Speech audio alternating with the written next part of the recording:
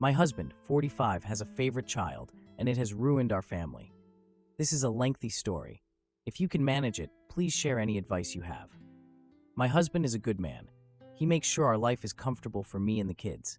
He has never shown any signs of being abusive or manipulative. He has always been honest and faithful. However, he has a significant flaw. He likes one child more than the others. We have 3 sons who are teenagers. Mason is 18, Kyle is 15, and Sean is 13. My husband favors our youngest son, Sean. He knows it, I know it, and what really hurts is that our kids know it too.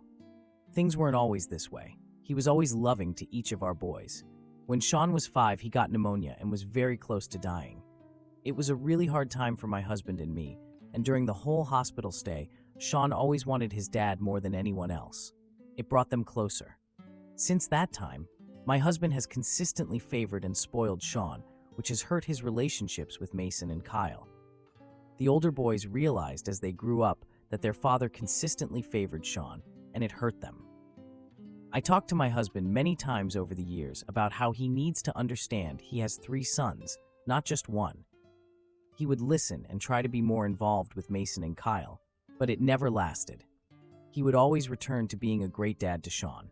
Today was the day of the award ceremony at Kyle's school, where he was set to receive an award. This is a virtual event since COVID is still a concern, and the kids are doing online distance learning.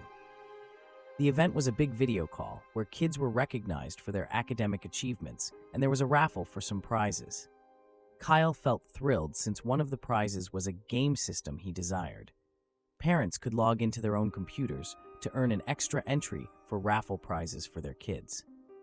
I couldn't go because of work, but I asked my husband to stop by and see them read Kyle's name. I wanted him to stay a bit longer so Kyle might have a better shot at winning the prize he wanted. This was another virtual event. He just needed to visit the website and wait for under 30 minutes. School events like this were always more my thing, even before COVID. My husband rarely attended these events since he was usually busy with work, but there was a better chance he would show up for one of Sean's gatherings. He was mostly working from home and wasn't even on the clock when this happened. He claimed he would follow through. On the day of the event, I reminded him before I left for work to ensure he would be there. I sent him the invite link again while I was at work to make sure he had it, and he confirmed he'd be there. The event happened and is now over. Kyle was in his room on his laptop for the event, and my husband didn't join the group call.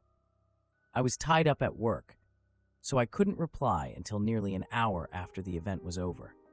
I inquired about how it went. He mentioned that he was attempting to join, but the link was broken. I asked him what he meant by trying to join now when the event happened an hour ago. He responded, "Oh, I thought you said it was now. I saw red." He didn't make it to the event because he confused the time. After I explained to him multiple times what time to join and how to do it, he just needed to click the link at the right moment. I was really angry, but I decided to wait until I got home to discuss it with him. I arrive home and notice Mason's car in the driveway. He no longer lives with us. He's in college and has his own apartment now. I walk in and see Sean in the living room, looking upset. I ask him what's wrong, and he tells me the other boys are arguing with Dad. I asked what happened, and he said he didn't know, just that Kyle got really mad and called Mason when he told Kyle that he and my husband went to get frozen yogurt earlier. I asked what time they went, and he told me. It was 10 minutes before Kyle's event started. He skipped the event to take Sean for frozen yogurt. I found out later that Sean was pleading with him, and my husband, as always, gave in and took him. Mason, Kyle, and my husband came down the stairs at that moment. They're shouting, and Mason is holding a duffel bag filled with Kyle's belongings. I asked what's going on, and Mason said he's taking Kyle to his apartment for a bit. I said Kyle can stay the night, but he can't just move in. My husband mentioned that Kyle isn't going anywhere, and he wants to have a private conversation with him. Mason lost his temper with him. He mentioned that everyone knows Sean is his favorite, and he couldn't ask Sean to wait 30 minutes before going to get yogurt. I told Mason I got his anger, but we all needed to sit down and talk. Kyle speaks up, expressing his frustration about his dad always picking Sean over him and Mason. He wants to be with Mason instead. My husband was saying sorry and explaining that he didn't pick Sean over them. He just messed up. Mason confronted my husband, saying he often makes mistakes that leave him and Kyle feeling neglected. He asked him to recall the last time he spent time with either of them alone. My husband mentioned 2 events. Mason pointed out that Sean came with him for both. My husband said they're family, so he can go with them. Kyle responded that my husband has gone on trips out of town with just him and Sean 3 times in the past year and a half. He was correct. Sean became clearly upset at this moment. Mason apologized and said this wasn't about anything he did wrong. It was his dad's fault, not his. Sean headed up to his room. My husband went after him, and Mason said, "See? You've got 3 upset sons, and you still go to comfort Sean." My husband said that's not true. He's just more sensitive than the other boys. Mason expressed his deep desire for Sean to be his only son, saying he would do anything to make that happen. He told us to stop calling or texting him or Kyle, saying they don't have a dad anymore. Kyle said, "You already act like we don't exist." My husband's expression changed completely. He finally realized how he was neglecting our 2 older boys. I was crying uncontrollably. I noticed the pain in my son's eyes. I asked them to stay so we could discuss and figure things out. Kyle pleaded with me to let him go, saying he couldn't stand being in the house any longer. Mason hugged me and said he would ensure Kyle finished his schoolwork. He promised to call me tomorrow. I decided to let them go. I really want Kyle here, but I understand he needs some time away from my husband. My husband went to the kitchen and started crying. He's not usually emotional, but the fact that our 2 older boys want to cut ties with him finally made him realize what's happening. I felt like yelling and screaming at him. I warned him for years to stop showing favoritism towards one child. He just needed to be there for Kyle, just once. I feel really angry.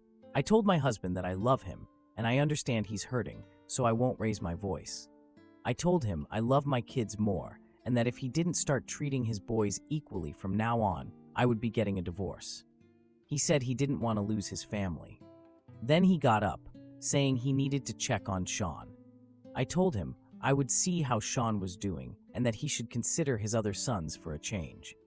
I know I was passive-aggressive, but I was really upset and trying hard not to hurt my husband more than my son's last words had already done. I spent the next hour comforting Sean, telling him that his brothers don't dislike him and that their problem is with my husband, not with him. He mentioned they aren't responding to him, and I told him he should give them some time. I'm really drained emotionally. I'm unsure about my next steps. My husband is in the guest room tonight. We've always slept in the same bed, except when one of us is out of town for some reason. Should I divorce my husband if he doesn't make changes? This is the only major problem we've faced in our marriage. He hurt my children's feelings, and even if we stay together, I'm not sure I can ever forgive him for it. I feel like I haven't done enough as a mother for not standing up to my husband and for not getting involved all these years. I think it might be too late for him to fix things now. What should I do? What should I do? Comments that matter. Motivate your husband to take action. Don't let things sit. It's simple to fall into that trap. Don't let him think everything will just blow over. Encourage him to do well because he has the ability. I hope he sees the truth so you don't have to. Things won't just blow over, OP. Our 2 oldest reached their limit. We both witnessed that tonight. I'll wait a day or 2 to see what he figures out by himself. I want him to fix this on his own without any pressure. I believe he will.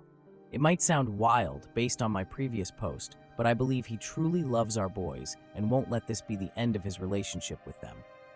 I've noticed many comments regarding marriage counseling. I can handle this myself while he decides what to do. Thanks for the advice. Cthulhu Almighty, please support your sons in their time of need. The situation with your 2 oldest and their father is up to Mason and Kyle now. If they want to fix things with their father, he has to really try to be part of their life. It's crucial that it's not imposed on them, as it could likely lead to negative outcomes and worsen the situation. Consider taking your 3 sons out to dinner once a week, or every couple of weeks, just the boys, without your husband. This will help your 2 oldest bond with the youngest without their dad being there.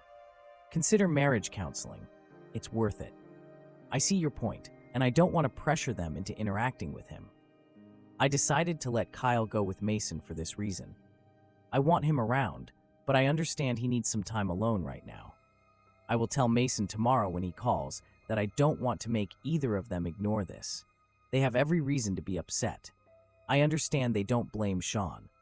Mason said sorry and told Sean they weren't upset with him. Sean was upset, so I comforted him until he fell asleep. I will keep reassuring him and check in with the guys tomorrow. I'll ask them to text him back and let him know they don't blame him. They might want to, but it's up to them. Mason and Kyle have always been close, but they've never left Sean out or treated him differently. They care about their brother. Their anger was justly aimed at their father. Update 1. I received a lot of helpful advice and support from people who understood what I was going through. This is a really good update, and I'm very happy to share it. Good even. To start, I want to talk about my sons. Mason called me the next day like he said he would and mentioned that Kyle was adjusting well. I asked what they thought about Sean. Mason said he and Kyle talked last night. They don't really blame Sean, but it's tough not to feel a bit angry at him, especially since it's clear Sean knows he's the favorite and plays into it. Ultimately, both boys messaged Sean to say they weren't angry, but they needed some space to calm down. Sean was sad, but I managed to explain that sometimes people need space.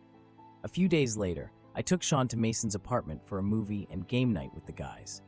Sean returned looking much happier, and now his brothers are texting him again. I was confident they would be fine, but I appreciated that Mason and Kyle were mature and kind enough not to stay angry at Sean. I have to admit, I was weak and gave in the night of the incident with my husband. I entered the guest room and saw my husband still awake, using his laptop. I inquired about his activity, and he revealed the screen to me. He looked for therapists. I never mentioned this as a suggestion. He accomplished it by himself. I asked him why he needed a therapist. He said he feels like he only has one chance to make things right with the boys and wants a professional's advice on the best way to do that. It eased a lot of my fears and anxiety about his feelings. I cried and asked him to return to our room. He decided to take the following day off from work. In 22 years of marriage, he has been called out of work fewer than 5 times. He spoke with 3 different therapists for about an hour each and chose the second one as his favorite. He's an older man with grown kids, and my husband thinks the therapist can relate to him and understand his situation well. I felt a lot of pride for him. His therapist recommended that he send a brief apology and commit to self-improvement. Neither his therapist nor I changed or influenced him after reading the text. He wrote everything himself. He said he was sorry. I made a mistake. For years, I made mistakes. I regret letting things reach this stage, and I feel terrible for the pain I've caused you both. I care about you. I care about you, and I understand if you don't want to talk at the moment. I've begun therapy, and I hope that in time, you both can forgive me and allow me the opportunity to improve for you. I have a lot more to share, but I prefer to do it face-to-face. Feel free to call, text, or come home when you want to talk. Whenever you need, I will stop what I'm doing when you want to talk. Feel free to contact me. I love you all. Love, Dad. Kyle called me a few hours after my husband sent them the text and asked me to come over. I did. Mason and Kyle asked me if their dad actually wrote the message. I confirmed that he did and emphasized that neither I nor his new therapist wrote any part of his apology. It was entirely his doing. It was nice to realize he actually cared, but they needed some time. We also discussed Sean at that time. A week passed without a reply to my husband's message. Then one more. He felt shattered. One night in our bedroom, he broke down and cried, saying he had ruined his relationship with his sons and that they would never forgive him. I told him that wasn't true, but he found it difficult to believe. I told him to keep seeing his therapist and concentrate on himself. His relationship with Sean shifted too. Even though he was our only son, he began to spend less time with him. Sean had no problem with this. He realized with his therapist that he was always the one reaching out to Sean to hang out. He went to his room and asked Sean if he wanted to hang out. He would ask Sean to join him when he went to get dinner or run errands. 5 days ago, Kyle texted my husband to see if they could talk. My husband agreed and asked where Kyle wanted him to go. Kyle mentioned that he and Mason wanted to visit the house. My husband called his boss and said he needed the rest of the day off for a family emergency. I took Sean to my mom's place so the boys could chat freely with my husband without worrying about Sean's feelings. They came over and we all talked in the living room. It was tough. Everyone cried. My husband did everything correctly. He did everything right. Without a doubt. He said sorry. He admitted he had favorites. He shared with the group about his sessions with his therapist and the progress he was making. He admitted that he had justified his favoritism by thinking he and Sean were just closer. Now, he understood that they were only closer because he had been focusing most of his time and effort on Sean instead of the other two boys. My husband requested one opportunity to demonstrate that he has changed and will keep treating them fairly. Kyle took the apology. Mason mentioned he wants to, but he thinks it's too late for him and my husband since he's already moved out. My husband told Mason that he will always be there for him and asked for just one more chance. Mason realized he wants his dad in his life, but he fears the pain that might come with letting him back in. He asked the group what exactly they need from him apart from making improvements and how he talks to them.